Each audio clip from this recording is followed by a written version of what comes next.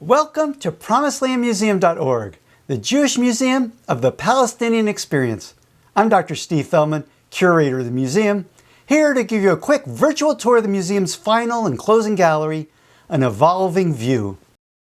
The lesson of the Holocaust teaches how horrible it is to think badly of another group or to mistreat them.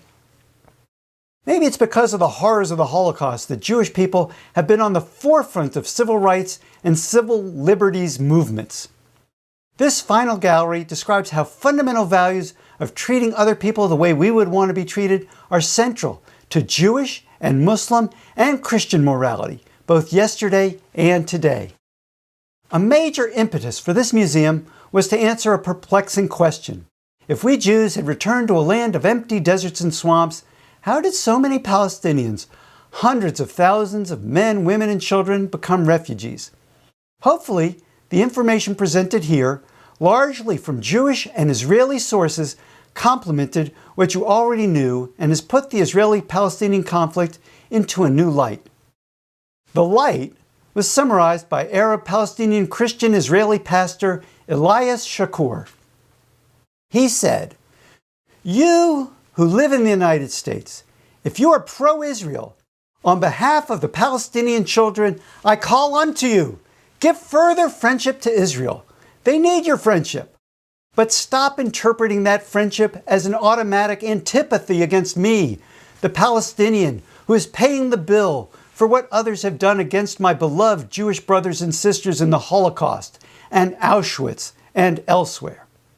And if you've been enlightened enough to take the side of the Palestinians, oh, bless your hearts, take our sides, because for once you'll be on the right side, right? But if taking our side would mean to become one-sided against my Jewish brothers and sisters, back up. We do not need such friendship.